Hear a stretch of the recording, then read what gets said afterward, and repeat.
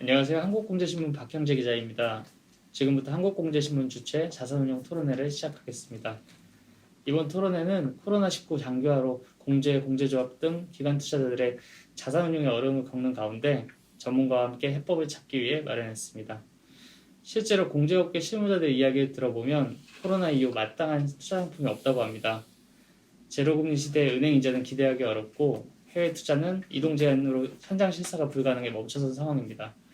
그나마 주식이나 증권으로 투자 수익을 내고 있지만 이 역시 변동성이 심해 줄타기를 하고 있습니다. 이런 상황에서 어떻게 해야 할까요? 방향성을 잡아줄 자산운용 전문가 두 분을 모셨습니다. 한기로 안진 딜로이트 상무님과 이재호 마스턴 투자운용 인프라 본부장님입니다. 우선 시청자들을 위해 한 분씩 자기소개 부탁드립니다. 저는 안진 회계법인의 리스크 자문본부에서 근무하고 있는 한기로입니다. 저희 RA 본부 내에서 제공하는 서비스는 전략 리스크, 재무 리스크, 평판 리스크, 운영 리스크, 규제 리스크, 사이버 리스크에서 전반적인 금융기관에 대해서 리스크에 대한 컨설팅 자문을 수행하고 있습니다. 네, 안녕하십니까. 저는 마스턴 투자운용 대체 부문에서 인프라 본부를 맡고 있는 이재호 본부장입니다. 저희 회사는 지금 AUM 20조 정도의 부동산 대체 투자 쪽에 업계 탑 티어에 위치한 자산운용사고요. 저는 한국투자신탁운용에서 인프라팀을 거쳐 지금 2017년 1월부터 마스턴 투자운용에서 인프라 투자 및 부동산을 담당하고 있습니다. 자산운용 전문가 두 분을 모시고 토론을 진행하게 돼서 영광으로 생각합니다. 본격적으로 질문 드리겠습니다. 우선 가장 고민을 하는 부분들이 코로나19 이후에 달라진 자산운용 동향입니다. 코로나 이후 자산운용 쪽에 많은 변화가 있었는데 보험회사나 연기금, 공제회 등 기관 투자자 아니면 기업들은 어떤 움직임을 보여주고 있는지 좀 들려주시면 좋겠습니다. 코로나19 이후에 보면 지금 현재 상태에서 실물 경제 침체, 그다음에 금융시장의 변동성 확대 및 최근에 저금리가 거의 제로금리 수준에 가깝게 됨에 따라서 보험사 연기금, 공제에 다 포함해서 자산운용 수익 실현에 상당히 애로를 겪고 있는 상황이라 좀 보여지고요. 특히 이제 보험사 같은 경우는 2023년에 도입하게 되어 있는 신지급여력 제도에 대비해서 특히 금리 리스크 축소를 위해서 장기채 위주의 채권 투자는 기존은 지속하는데 현재 금리가 하락되어 있는 상황에서 채권 투자에 대한 어떻게 보면 갈리길에 좀 서 있다라고 좀 보여지고요.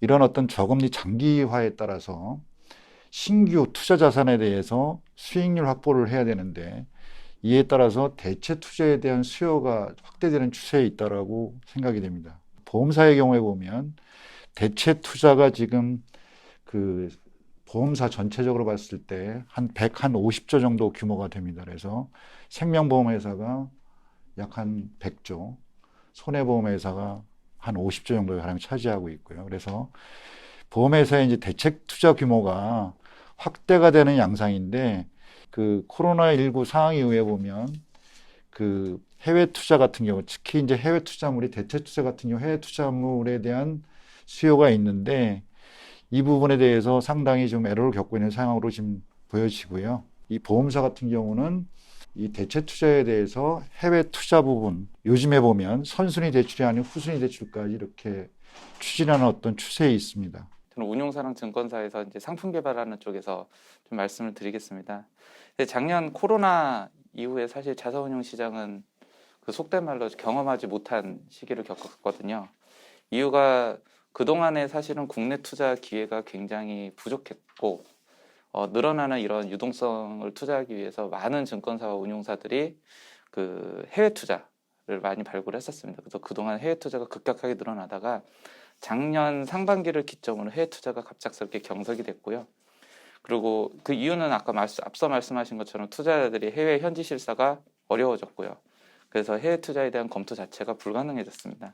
그로 인해서 상대적으로 국내의 부동산 및 인프라 시장들, 대체 투자 쪽에서는 이쪽 시장들이 다시 각광을 받기 시작했습니다. 그리고 과거에는 저금리로 인해서 사실 국내 민간 투자 사업, 특히 국내 여러 가지 최근에 늘고 있는 GTX 사업들 이런 것들이 사실 외면을 받다가 이제 다시금 부각이 되면서 사실 연기금과 공제회들, 그다음에 보험사들이 치열하게 이제 투자를 하기 위해서 경쟁을 하는 시기가 됐고요.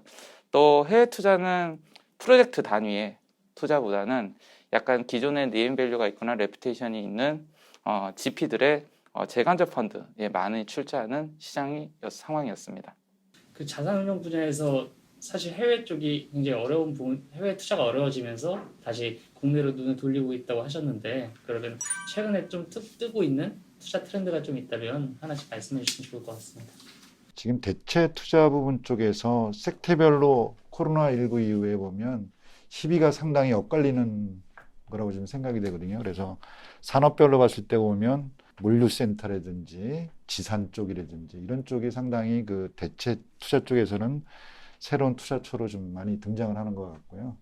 구체적인 상품 구조 같은 경우 보면 증권화 양상도 지금 돼 있는 것 같고 지금 그런 추세인 것 같습니다. 사실 데이터 센터 같은 경우는 국내나 해외를 막론하고 이런 자산들이 투자 기회가 있게 되면 많은 이제 기관 투자자들이 이제 선호를 하고 있습니다. 그리고 인프라 쪽은 최근에 이제 유행하고 있는 ESG 이슈에 맞물려서 신재생 에너지 발전 사업들이 많이 늘어나고 있고요. 디지털 뉴딜과 관련된 5G 관련된 통신 시설 또는 와이어리스 타워 이런 것들에 대한 투자 기회가 많이 발굴되고 있습니다. 그리고 다시 돌아가서 전통적으로 오피스 시장은 사실 단기적으로는 재택근무나 유연근무 이런 부분들 때문에 조금 수요가 감소를 하고 있는데 실질적으로 또 해외 오피스 같은 경우에도 좀 사실 투자가 제한되고 있습니다. 그래서 상대적으로 국내 오피스가 오히려 안전자산으로 인식되면서 다들 아시겠지만 굉장히 과열이 되고 있고요. 사실 자금들이 몰리면서 높은 가격을 형성하고 있습니다. 실제로 최근에 있었던 SK 서린빌딩 같은 경우 평당 3,900만 원으로 전체 가격이 약 1조 원이라는 국내 최고가 오피스로 거래가 됐고요. 그런 이유는 여러 가지 이제 상황들이 바뀌면서 공유 오피스나 이런 등장 때문에 임차 수요가 코로나에도 불구하고 견고하다는 겁니다. 그래서 국내 오피스 같은 경우는 아직까지도 계속해서 지속적으로 성장을 하는 분야라고 생각이 듭니다. 말씀하신 부분 관련해서 실제로 자산을 투자해서 어떻게 성공을 했으며 그런 데서 얻을 수 있는 그 정말 중요한 포인트들이 무엇이 있었는지 좀 같이 공유해 주시면 좋을 것 같습니다. 2018년만 해도 사실은 아직 물류센터에 대한 투자가 초창기였습니다. 그래서 저희가 이제 경기도 시흥에 물류센터 부지를 발굴을 해서 개발을 들어갔는데 사실 기관 투자자들이 이제 임차인이 없는 개발 자산에 사실 접근하는 거에 굉장히 어려움을 느꼈었거든요. 그때 저희가 외국계 투자자를 유치를 했고 당시 같은 경우에는 사실 CJ 대한통운이나 GS 리테일 같은 대기업의 임차인 신용등급이 우수한 대기업의 임차인이 아니라면 좀 사실 투자를 꺼리는 경향이었습니다. 저희는 사실 코로나를 예상한 건 아니었고 결국 섹터에서 물류 쪽이 커질 것이다 라는 방향성을 보고 임차인 없이 개발을 들어갔고요. 이후 코로나 이후에 물류센터에 대한 수요가 사실 폭발적으로 늘어났습니다. 그래서 저희가 준공 전에 사실 쿠팡에 임대차를 이끌어냈고 준공 직후 쿠팡이 임차 100%를 하는 물류센터를 만들어내서 이제 사실 성공리에 지금 진행이 되고 있는데요. 이거 이제 성공 요인은 저희가 이제 온라인 쇼핑의 이제 성장세를 봤었고요. 그 다음에 준공 시점에 그런 이유에 의해서 더 가치가 상승할 것으로 판단했습니다. 그리고 입지 자체가 서울에서 이제 1시간 이내 거리라는 판단으로 저희가 했기 때문에 임차인이 없더라도 임대 수요는 앞으로 충분할 것이다 라고 판단을 했었던 게 성공 요인이고요. 지금 코로나에서 맞춰보면 이런 변화하고 있는 상황에 맞춰봤을 때는 최근에 이제 데이터 센터라든지 통신시설들 이런 것들이 향후에 2, 3년 뒤에 이제 상당한 가치가 올라가지 않을까 예상을 하고 있습니다. 공제들을 그렇게 하기는 쉽지 않은 부분이 있습니다. 그러니까 조직 구성이라든가 인원이라든가 사실 큰 기업들은 그 투자 담당 부서가 굉장히 따로 있고 그쪽이 잘 정비가 돼 있지만 공제들은 그 규모에 따라서 굉장히 그 투자 쪽에 인력이 없는 부분들이 좀 있거든요. 그리고 해외 실사 같은 경우도 외국에 현지에 파견이 되어 있거나 이런 부분도 있겠지만 큰 기업 같은 경우는 근데 자사운용 전문화를 하는 인력들도 소수에 불과한 만큼 그 정도 상황은 좀 어려운 상황입니다. 근데 이런 현실에서 지금 저금리 시대고 예금 외에 다른 부분에서 자산을 증식해야 되는데 해외 투자는 막혀 있고 또 증권이나 펀드는 리스크가 큰 상황이잖아요. 그러니까 어떤 좀 방법들이 있을까요? 그 최근래 이제 이 부분 코로나19 이후에 모 보험회사의 사례입니다. 그래서 지금 현재 해외 투자에 길이 막혀 있다라고 이제 해서 대체 투자 부분이 상당히 좀 미온적인 어떤 상황인데 투자 처처물색 때문에. 근데 이제 그 모사 같은 경우는 해외에 심사역을 다 파견을 해서 구미 지역, 그다음에 유럽 지역 파견을 해서 전담 심사역을 운영을 해서 실제로 그 자산 실사나 심사나 이런 부분들이 이루어질 수 있도록 제도를 갖춰서 코로나 영향에 따라 예전만치 못하지만 대체 투자를 추진을 하고 있다. 그 다음에 또 다른 부분인데 이거는 좀 여담일 수도 있겠습니다. 그래서 요즘 이제 코로나19 이후에 이렇게 사실은 해외에 투자를 하게 되면 실사가 상당히 중요한 어떤 이슈인데, 근데 드론 촬영이라든지 뭐 줌회의, 화상회의 뭐 이런 걸 통해 가지고도 요즘에 실사를 하는 어떤 그런 것도 하나의 트렌드로 잡아가지 않나라는 생각도 좀 해보게 됩니다. 말씀 주셨던 것은 유동성은 풍부한데 이제 투자 기회는 국내는 워낙 이제 한정되고 치열하고 그래서 최근에 뭐 현장 실사가 어렵다고는 하나 뭐 최근에 뭐 그 모 증권사에서 진행을 했던 미국에 위치한 인터넷 데이터 센터나 미국에 있는 아마존이 임차하는 물류센터 등은 사실 실사 없이 전반적으로 성공리에 다 셀다운 실제로 공제나 연기금들의 투자가 이루어졌던 사례가 있습니다. 즉 이 얘기는 뭐냐면 성장하고 있는 산업이나 좀 괜찮은 전망이 있는 자산들 같은 경우에는 사실 공격적으로 투자를 해야 된다는 거고요. 우선은 현장 실사 가이드라인이 내부적으로 좀 마련돼야 되지 않나 싶습니다. 뭐 예를 들어 뭐 증권사가 인수했던 물건을 살 때 뭐 추후 이제 현장 실사가 가능해졌을 때 뭐 중대한 사항이 달라지지 않을 거다라는 이런 어떤 기준을 정해놓고 뭐 그런 게 있으면 다시 증권사에게 재매입을 요청을 할 수 있는 권리를 부여받는다든지 앞서 상무님 말씀하신 것처럼 뭐 버추얼 실사, 그러니까 뭐 줌이라든지 드론이라든지 또는 최근에 이제 제3자 이제 명망 있는 이런 기관들이 제3자 실사를 통해서 어떤 유효성을 인정해주는 방안 이런 가이드라인이 조금 수립되면 그래도 지금 같은 시기에서 사실 해외 투자가 어려운데 역설적으로 그 현지 미국이라는 쪽은 합리적인 가격으로 살 수 있는 좋은 기회들이 많이 있습니다. 이제 그런 기회를 좀 포착할 수 있으려면 공제 내부적으로 어떤 가이드라인 수립이 좀 먼저 돼야 이제 실무진들이 이런 의사결정을 빨리 할 수 있지 않을까 생각을 하고 있습니다.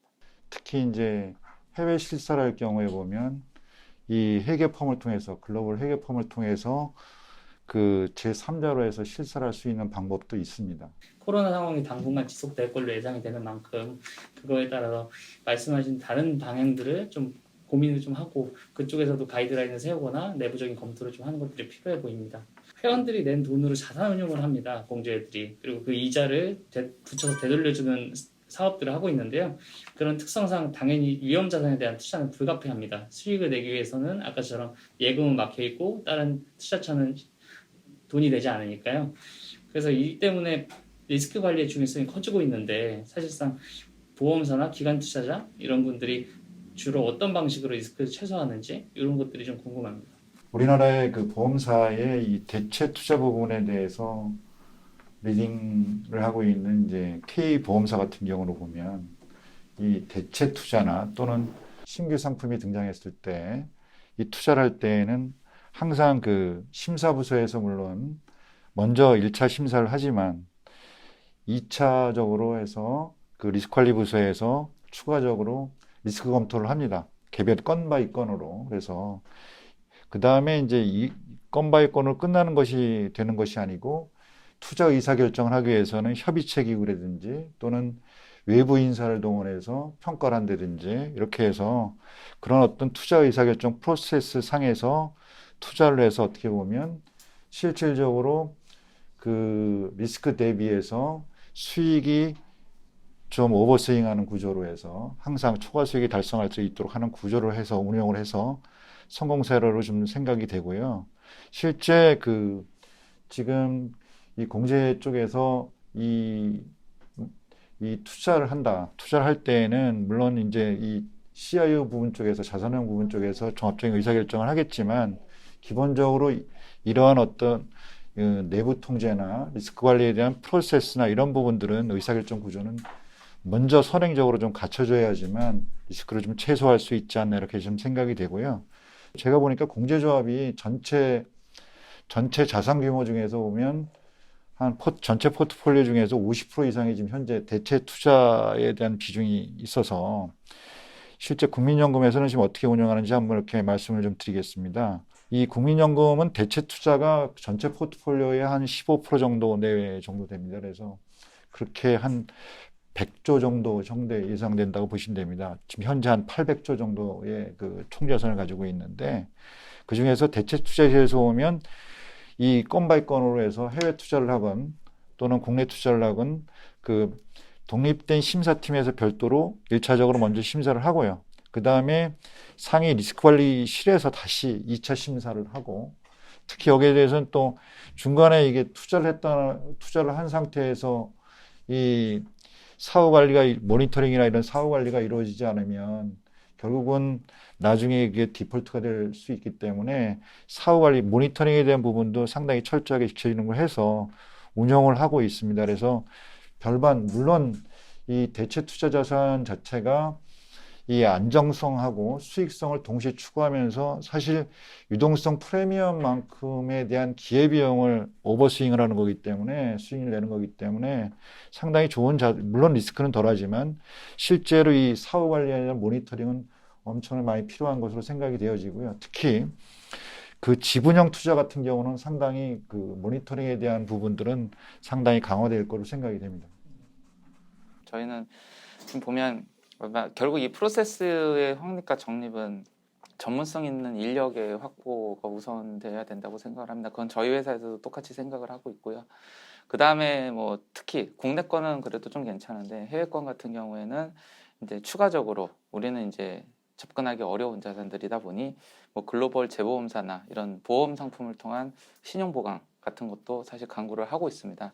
근데 무엇보다 특히 국내는 좀 괜찮은데 해외 같은 경우에는 저희가 무조건 자산이 좋다 또는 트렌드가 뜬다 그런 식의 판단보다는 이 자산이 왜 우리나라까지 이제 투자 기회가 왔을까, 또 그다음에 현지 파트너나 현지 차주 이쪽에 네임밸류나 평판 조회가 반드시 필요할 것 같고요.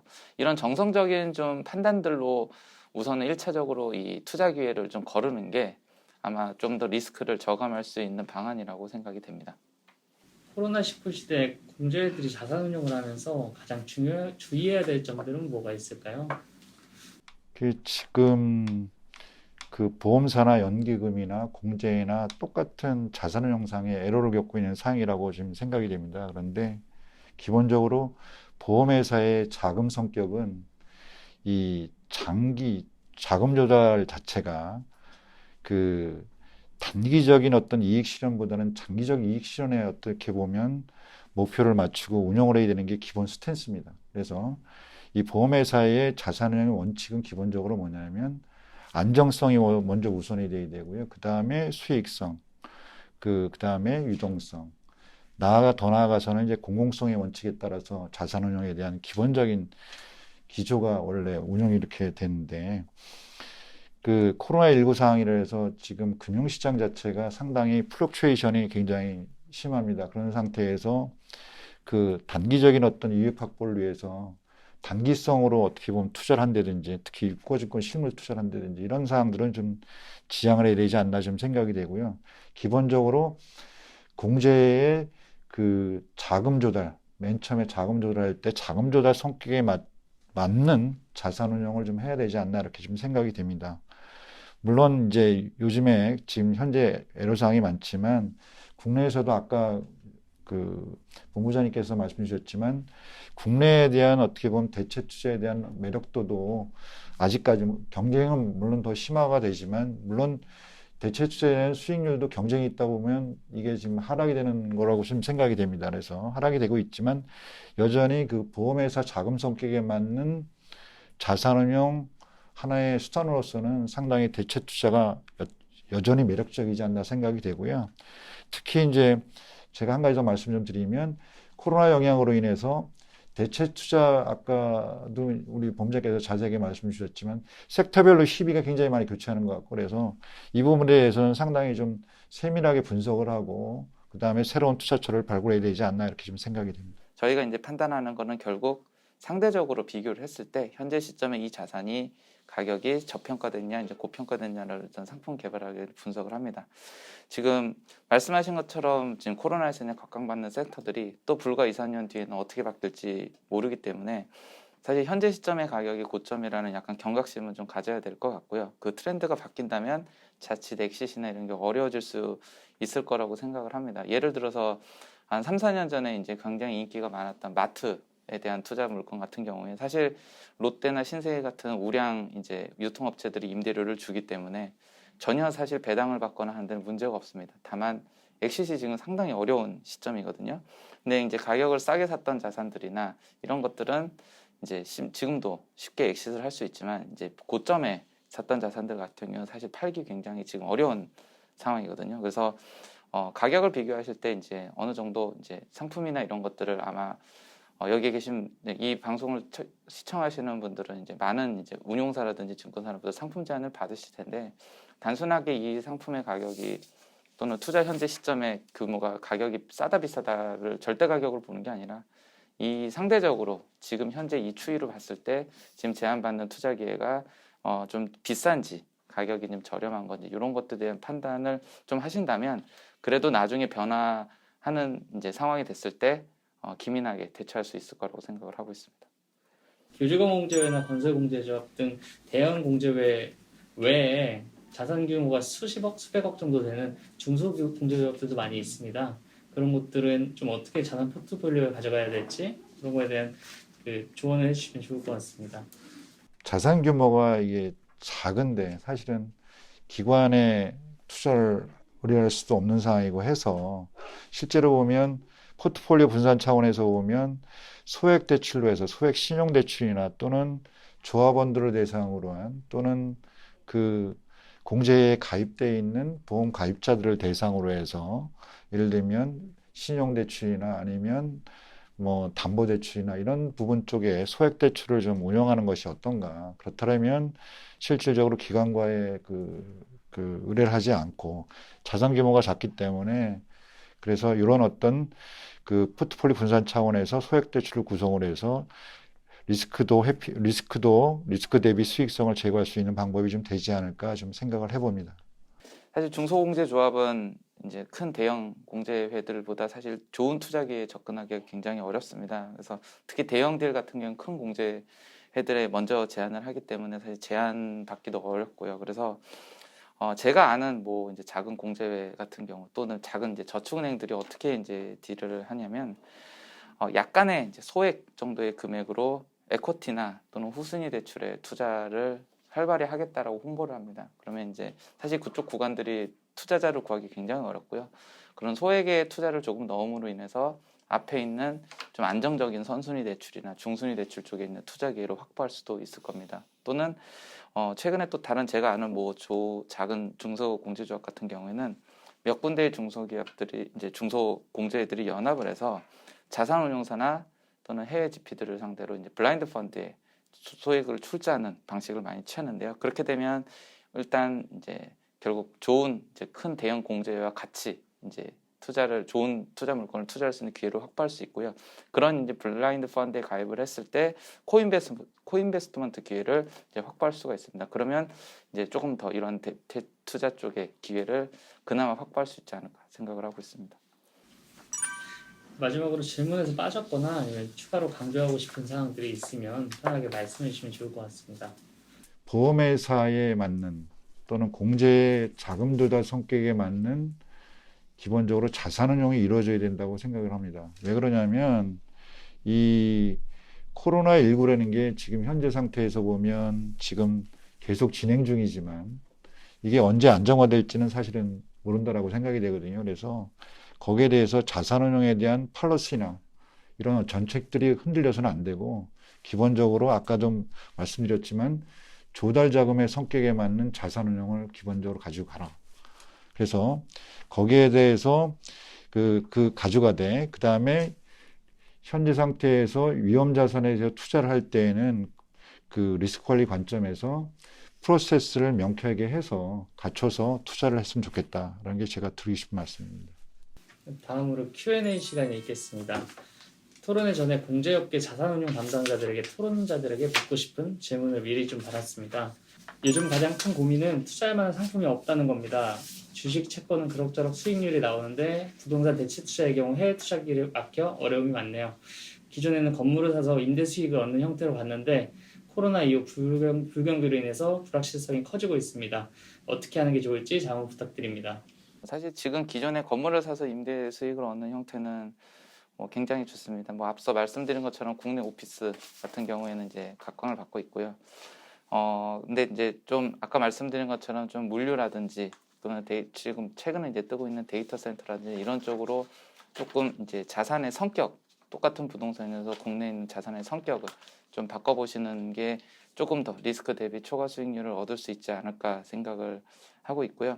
해외 투자 같은 경우에는 이제 막혔다고 이제 말씀을 하셨는데, 만약 이런 해외 투자 자체에 대한 어떤 일부 투자 비율이라든지 해외 투자를 이제 좀 해야 된다면, 아직까지 코로나가 진정될 때까지는 조금 해외 유명 이제 GP들이 이제 투자하는 약간 블라인드 펀드의 성격의 투자를 하시는 게 조금 더 안정적으로 자산을 지킬 수 있는 길이라 생각이 됩니다.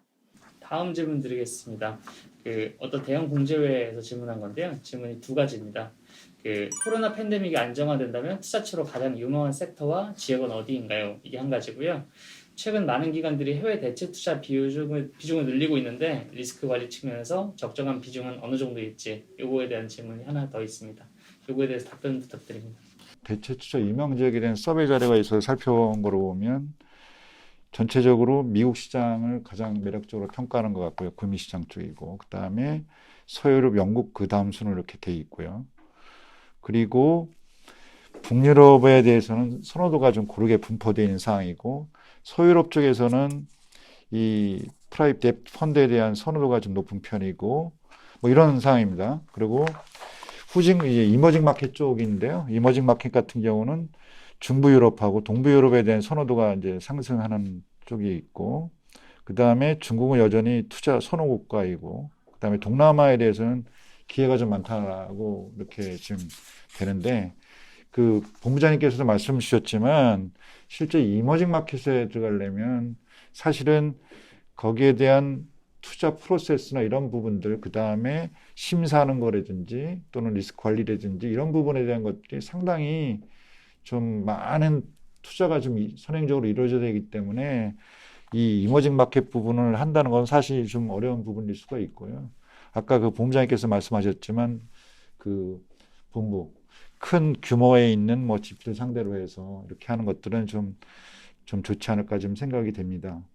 그리고 두 번째 이제 질문인데요. 최근 해외 대체 비중에 대해서는 사실은 많이 늘리는 게 좋다라고 하는 게 이 자금의 성격상 보면, 근데 사실은 국내에서는 늘릴 수가 없는 어떤 상황이고, 해외 투자는 해외 실사나 이런 게 한계가 있기 때문에 사실 좀 어려운 측면이 있는 건 사실인 것 같고요. 이 비중이 적정 어떤 포트폴리오 비중을 생각한다는 건 사실은 각각의 공제에 가지고 있는 보유 자산에 대한 수익력 평가가 먼저 좀 이루어져야지만 실질적으로 어느 정도의 리스크를 보유하고 있고 얼마나 투자해야 되는지 부분 같은 경우는 각각의 공제 자체 내에서 실질적으로 비중을 좀 선택적으로 타겟 비중을 설정해서 운영해야 되지 않을까 지금 생각을 합니다.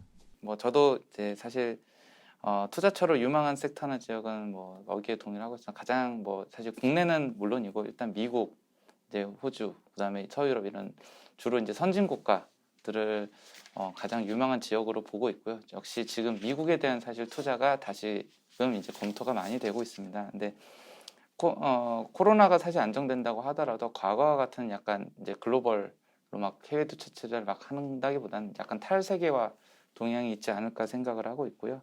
그다음에 결국 그러고 이번에 코로나를 거치면서 여러 가지 이런 비대면 이런 것들에 대한 수요나 또는 안정성이 검증이 되다 보니 다시금 말씀드리면 IDC나 5G 약간 물류 쪽에 대한 섹터는 여전히 한 몇 년 더 유명할 거라고 보고 있습니다. 그리고 에너지 관련돼서는 이제 결국 이 변화하는 시대에 맞춘 이제 신재생 에너지 조금 뭐 전 세계 정부들이 지원책을 쏟아내고 있기 때문에 향후 5년에서 10년 가까이는 각광을 받을 걸로 생각을 하고 있습니다. 그리고 아까 말씀 주신 것처럼 기관들의 해외 대체 투자 비중에 대해서는 각 기관의 성향이나 자금의 성격에 따라서 아마 달라질 텐데요.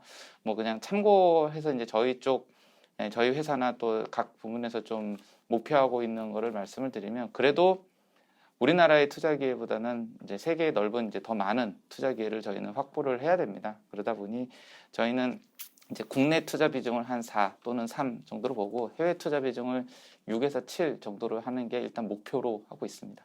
코로나 팬데믹으로 많은 변화들이 있는 것 같아요. 그래서 공조회들도 여러 가지 변화에 적응을 해야 되고, 아까 말씀하신 것처럼 해외 실사 같은 부분은 그것도 막히면 우회 통로를 통해서 줌이라든가 뭐 최신 기법들을 활용할 수도 있고, 또 무엇보다 자산 공제회 내부적으로 검토하는 시스템들이 잘 마련이 돼야 될 것 같습니다. 내부 상황에 따라서 자산운용 그 프로세스라든가 아니면 리스크 관리 시스템 이런 것들이 잘 마련이 되면 그 어려운 상황이지만 잘 적응해서 수익을 또 낼 수 있을 거라고 생각이 됩니다. 이것으로 공제신문 자산운용 토론회를 모두 마치겠습니다. 열띤 토론을 펼쳐주시고 전문적인 식견을 아낌없이 말씀해주신 두 분 토론자분께 진심으로 감사드립니다. 아울러 긴 시간 시청해주신 시청자 여러분께도 다시 한번 감사드립니다.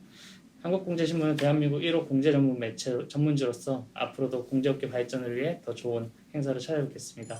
감사합니다.